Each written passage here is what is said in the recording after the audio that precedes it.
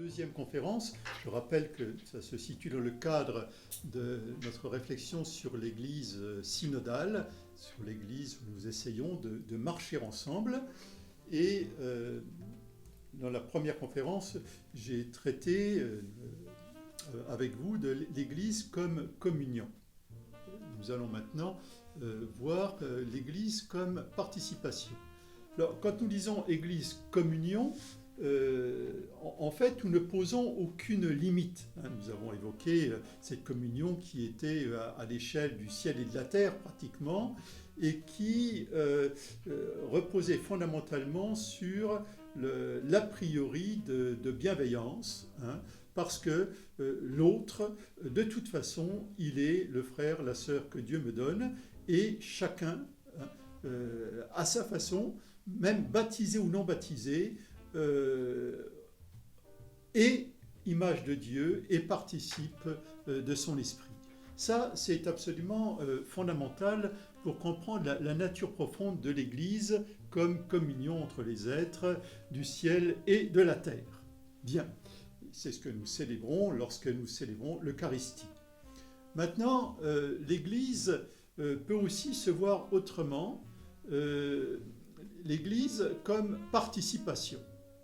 Alors, pourquoi est-ce que j'ai commencé par parler de l'Église communion? C'est précisément pour rappeler que, aux yeux de Dieu, et donc à nos propres yeux, si nous essayons de voir avec les yeux de Dieu, il n'y a plus, je cite une phrase de saint Paul, mais vous comprendrez vite, il n'y a plus ni juif ni grec, ni homme ni femme, ni esclave ni homme libre.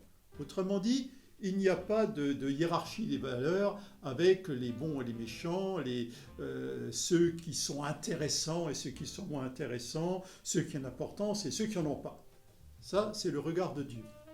Et à ce sujet-là, deuxième anecdote, la fameuse petite piécette que la pauvre veuve mettait dans le trône à Jérusalem, qui avait plus de valeur que les sommes énormes que les gens riches y mettaient. Bien. Ça, c'est fondamental. Si on n'a pas compris ça, c'est pas la peine d'écouter cette seconde conférence pour écouter la première. Bien. Alors, maintenant, on va quand même avancer, parce que ensuite, il y a la nécessité d'organiser l'Église en tant qu'une société humaine, c'est-à-dire que l'Église, elle a quand même des contours. L'Église du ciel, je ne sais pas où elle commence, où elle s'arrête. Par contre, l'Église sur terre, eh bien, c'est aussi une organisation. Alors, je ne parle pas tout de suite de l'organisation, vous savez, le pape, les évêques, les prêtres, les diacres, les laïcs missionnaires, etc. Non. L'Église est une organisation au sens où il faut bien que les uns et les autres puissent s'entraider, mettre en commun leurs dons, leur charisme, leur mission. Et de ce côté-là, il va falloir que l'Église s'organise, et à l'interne pour pouvoir vivre, et vis-à-vis du monde pour pouvoir remplir sa mission. Mais ça, la mission de l'Église, on y reviendra dans une troisième conférence. Alors, lorsque l'on parle d'organisation, eh bien, ça va être un peu les moyens que l'on peut se donner pour que chacun puisse aider l'autre et accepter d'être aidé par l'autre. Il s'agit d'une mission commune, avec évidemment des spécialistes. Moi, par exemple, ma spécialité, c'est plutôt la théologie. Donc, j'apporte ça pour participer, parce que peut-être que j'aime ça d'abord, et puis ensuite, j'ai eu la chance de pouvoir avoir le temps de faire des études, etc. Et donc, ma participation, c'est un peu comme dans ce qu'on appelle, vous savez, les repas partagés, quand on fait des réunions de famille ou des réunions d'église. Il y en a un qui sait faire la tarte salée, puis l'autre qui sait faire la tarte sucrée. Bien, chacun apporte, chacun participe en apportant ce qu'il sait faire. Et puis des fois, il y en a qui disent, écoutez, moi, j'ai rien apporté parce que j'ai pas eu le temps de faire. C'est pas grave, on va partager. Et ça, c'est la première participation, j'allais dire, à laquelle nous sommes appelés. C'est-à-dire, par notre baptême, hein, par notre expérience, par notre vie, par notre tempérament, nous avons des choses qu'on sait faire, qu'on aime faire, pour lesquelles on a du temps, etc. Et on va amener ça. Hein. Et inversement, d'autres, eh bien, savent faire d'autres choses, ont du temps pour autre chose, etc. Et l'amènent. Puis après, j'ai évoqué l'autre fois qu'il y avait des périodes de la vie. Il y a des moments où on n'amène pas grand-chose, parce que on est un bébé. Il y a un moment où on n'amène plus grand-chose, parce que on n'a plus la force, on n'a plus la santé, on a l'âge, etc. Puis il y a le moment où on est en pleine forme et on bouge énormément. Mais, j'allais dire, il faut reprendre ça dans le temps, se dire que tous, à un moment ou à un autre, eh bien, nous pouvons amener quelque chose, hein, pour le bien de tous, et dans l'Église et hors de l'Église. Hein. Alors ça va demander effectivement d'avoir ce sentiment que nous avons tous à participer. Lorsque on célèbre l'Eucharistie, il y a cette forme symbolique de participation qu'on appelle l'offertoire. Hein. Je rappelle que quand je dis la messe, je ne peux dire la messe qu'avec du pain et du vin que je ne fabrique pas. Hein. Le corps et le sang du Christ c'est à partir des fruits de la terre, de la vigne et du travail de tous.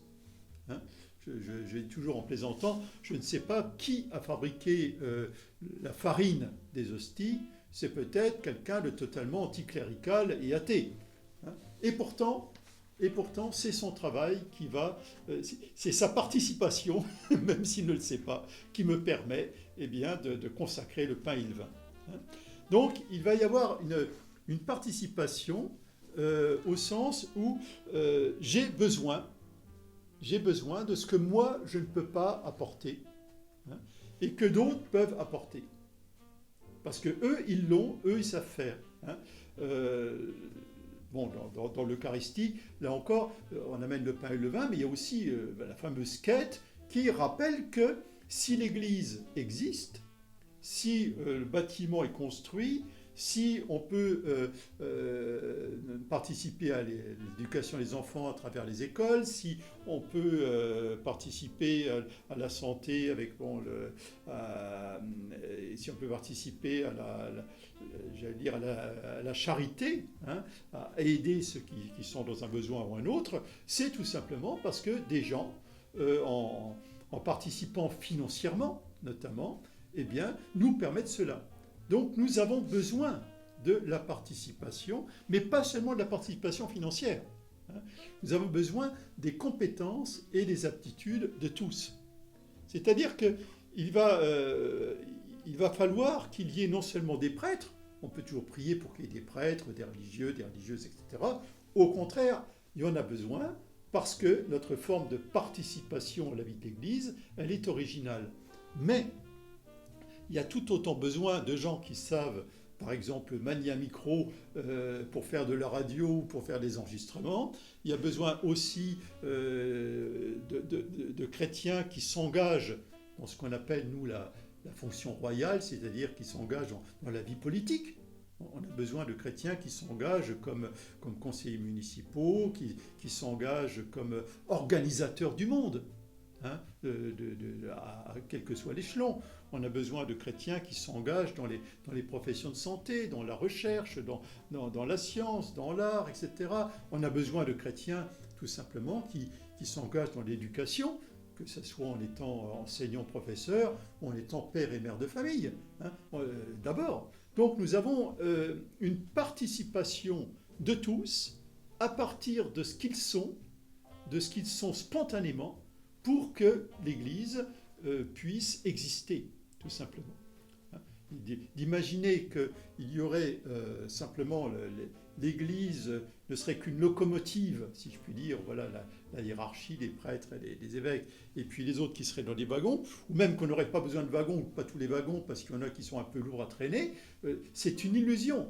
Hein. L'Église est beaucoup plus comme une toile, hein, une interconnexion. Alors oui, bien sûr, certains nœuds dans la toile se voient plus que d'autres. Certaines fonctions semblent plus importantes, mais elles sont plus importantes parce que c'est plus compliqué de fabriquer, si je puis dire, un théologien qu'un catéchiste, parce qu'il faut plus de temps. Mais s'il n'y avait que 3-4 théologiens en France et plus de catéchistes, ça serait beaucoup plus grave. Hein. Donc il faut bien comprendre que la participation, ce n'est pas... Il y a ceux qui sont importants et ceux qui ne sont pas importants, ceux dont on peut se passer et ceux dont on ne peut pas se passer. C'est une mutualisation des compétences des uns et des autres. Hein. C'est très important. Alors, en sachant que, de temps en temps, il faut accepter, ça c'est un autre problème, de ne pas faire uniquement ce que j'aime bien faire, parce qu'il y a un besoin ailleurs, et on me demande d'aider. Hein. Mais vous voyez, la participation, par exemple, première je ne sais pas, de parents, c'est d'abord d'élever leurs enfants chrétiennement, c'est d'abord d'être de bons parents, c'est d'abord d'être de bons voisins, c'est d'abord de vivre en chrétien leur vie ordinaire de leur vie ordinaire. Et éventuellement, ça c'est la première participation, celle qui est irremplaçable. Parce que je ne peux pas être à leur place. Et que s'ils ne le font pas, je ne le fais pas. Parce que c'est vraiment ce que moi je ne peux pas apporter. Je ne peux pas, comme prêtre, apporter ma contribution comme ça, immédiate, à la vie économique, à la vie politique, à la vie sociale, à la vie familiale. Bon. Mais il arrive, éventuellement, comme ça, que quelqu'un, comme vous, qui vit sa vie de chrétien ou sa vie humaine pleinement et qui, à travers ça, construit le royaume de Dieu, construit l'Église, en plus, peut être appelé à quoi ? À m'aider parce que je ne peux pas m'en sortir tout seul. Peut participer à ma mission. C'est comme ça, par exemple, que je vais demander à des laïcs dans ma paroisse de participer à ma mission, qui est, par exemple, de présider, de célébrer les obsèques. Parce que c'est ma mission comme prêtre de présider les sacrements. Mais, comme je ne peux pas être partout,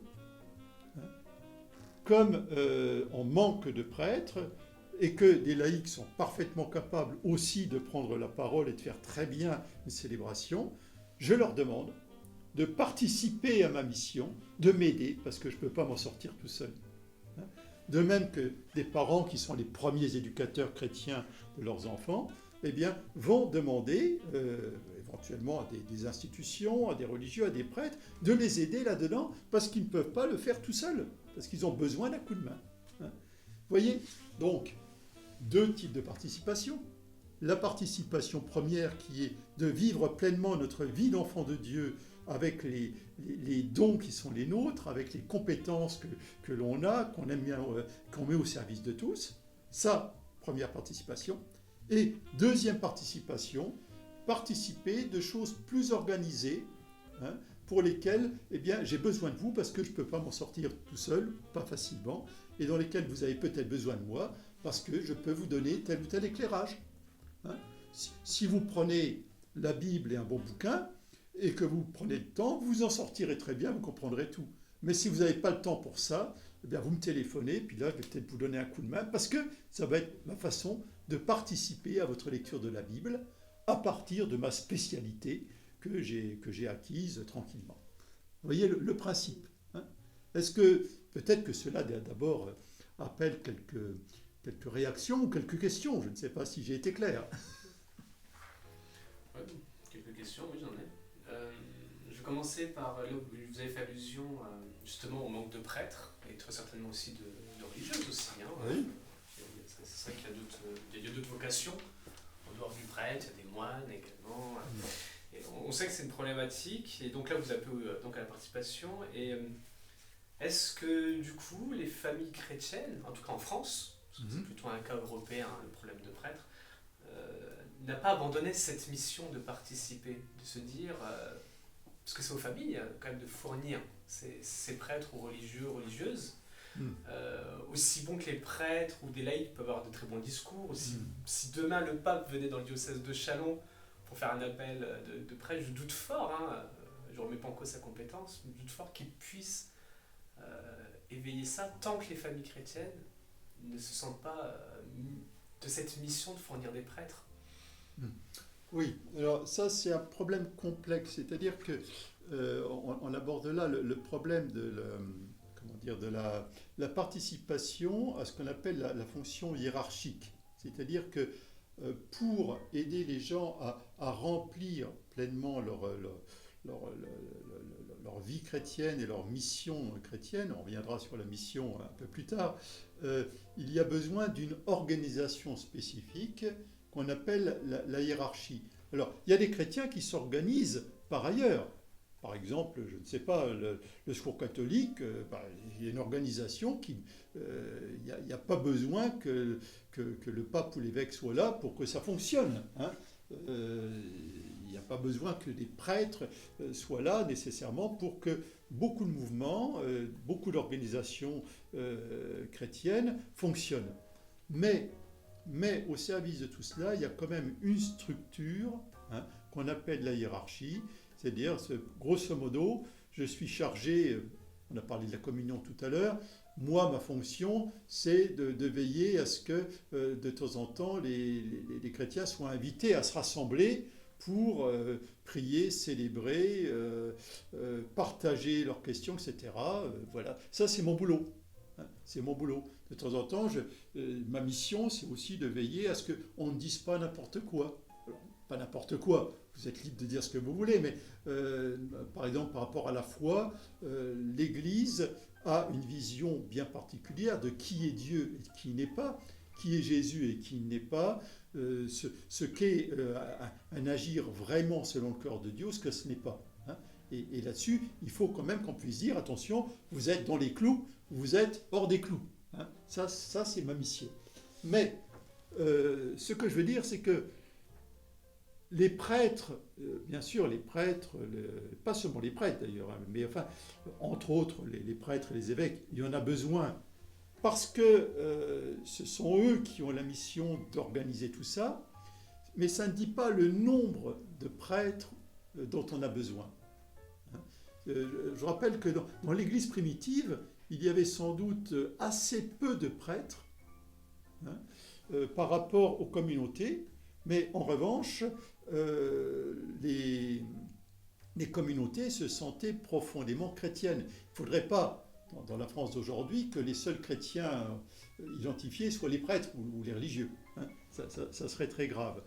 Mais en tout cas, oui, pour répondre plus précisément à la question, les familles chrétiennes ont à s'interroger sur les vocations de prêtres, de religieux, de religieuses, de diacres, mais on ne peut pas dire à un enfant « tu seras prêtre ».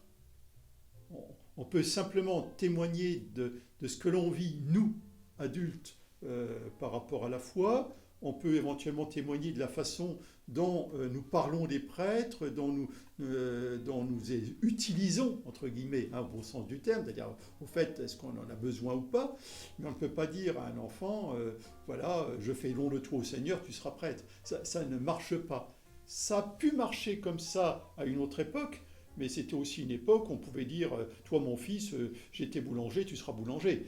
C'était pas tout à fait la même époque. Mais si effectivement dans une famille on dit aux enfants, vous savez, l'Église c'est les laïcs, il n'y a pas besoin de prêtres, je ne sais pas comment ils pourront entendre le message.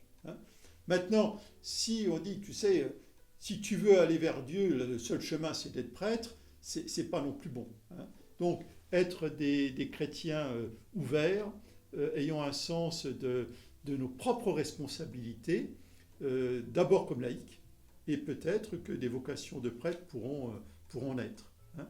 Ce qui est certain, c'est que moins il y a de prêtres, moins le contact immédiat avec les gens, moins l'accompagnement direct dans éventuellement leurs questions, leurs soucis, moins l'interaction peut jouer.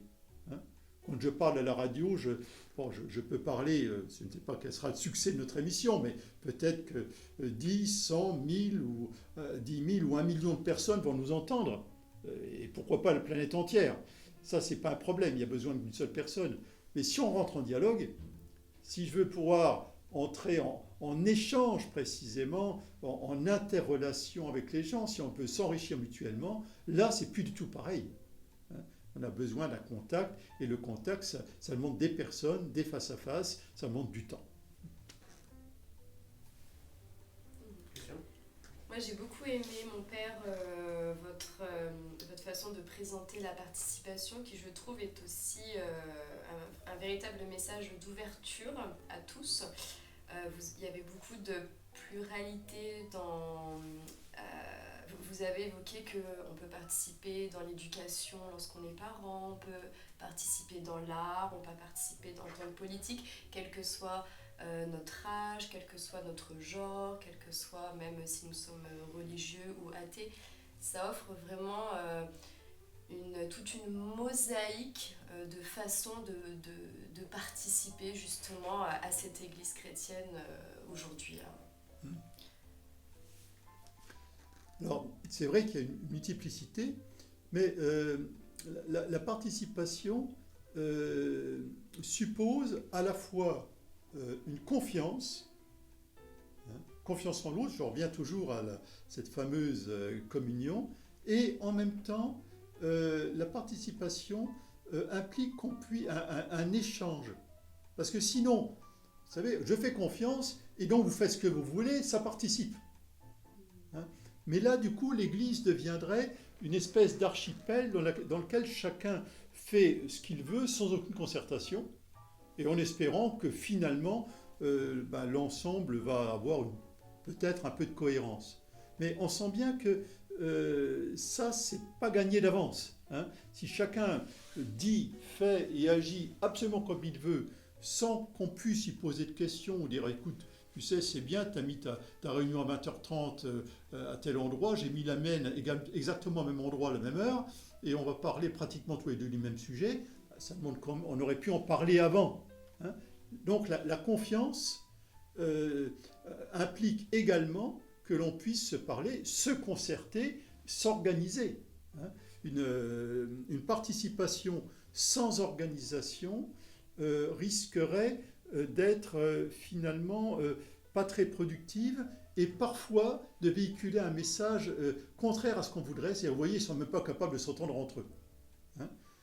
Et inversement, la participation ne consiste pas à rentrer dans un moule complètement préétabli dans lequel j'attends les ordres et puis on me dira ce qu'il faut faire, dans quel cas je vais, parce que sinon on n'est plus dans une église, j'allais dire, plurielle, où la confiance dans les dons de chacun fait la vie. On est dans une espèce d'organisation bureaucratique dans laquelle tout ce qui n'est pas obligatoire est interdit. Hein, et où il faudrait qu'on attende tous les jours l'ordre d'en haut pour savoir quoi faire. Alors non, notre participation doit être en même temps accepter de rendre compte, d'expliquer, de se concerter pour précisément que les dons, les charismes, les qualités de chacun puissent être vraiment au service de tous. Hein, et où en même temps, de temps en temps, j'aurais peut-être pas fait comme ça, ou je sais pas, je fais quelque chose qui ressemble un peu à ce que tu fais, mais on se fait confiance, après tout, peut-être qu'il faut les deux. Hein.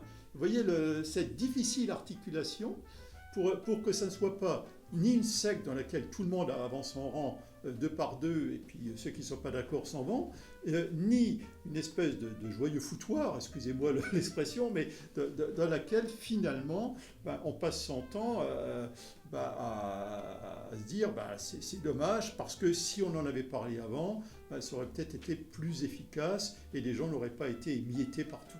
Hein. Vous voyez cette participation, normalement,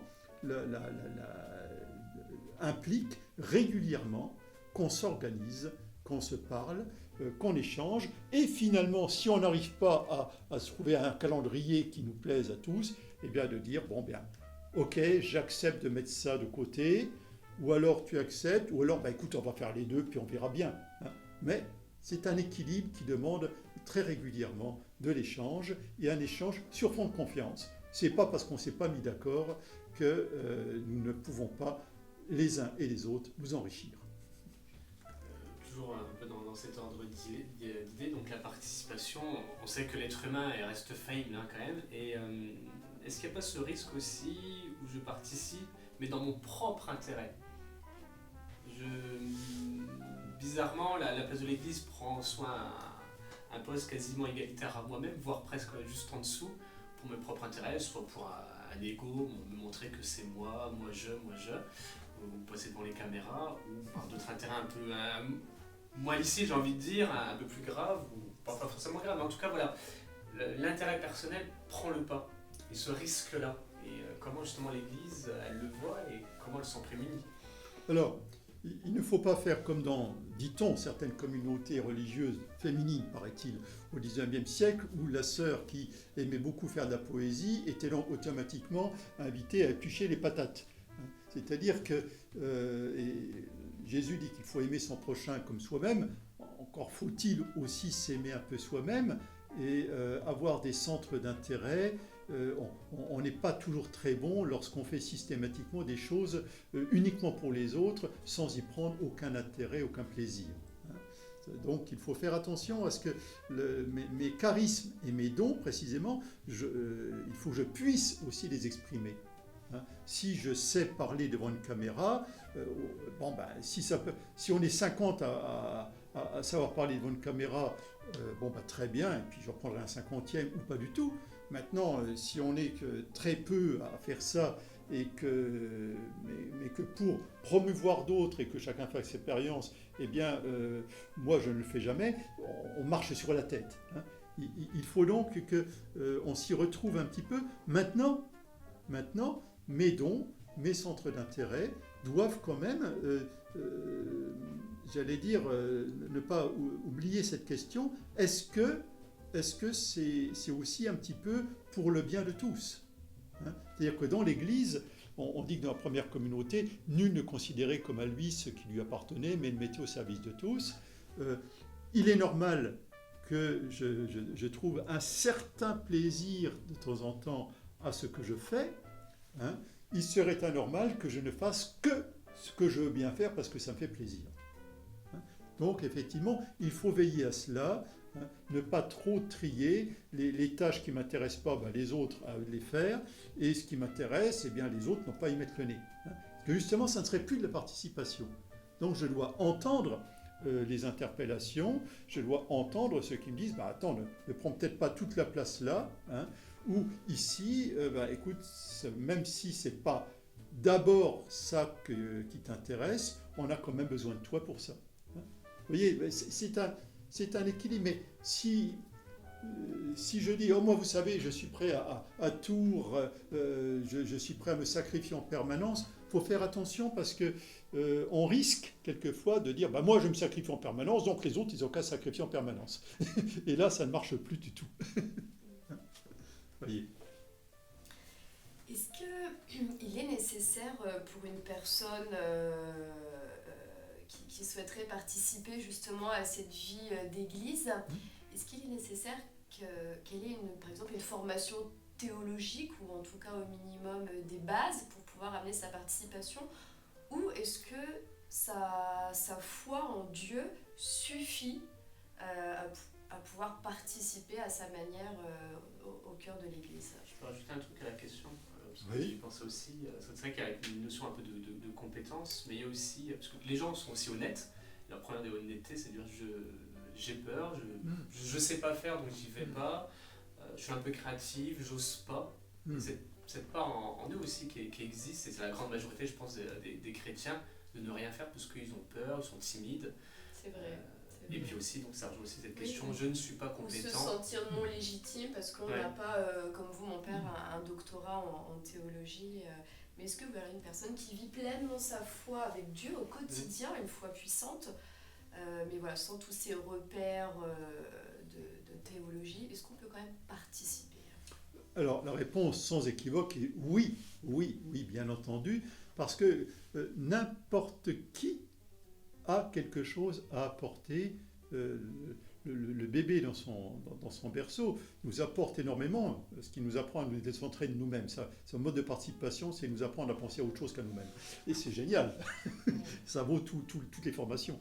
Mais, alors, oui, sans aucun doute, hein, mais pas n'importe quoi.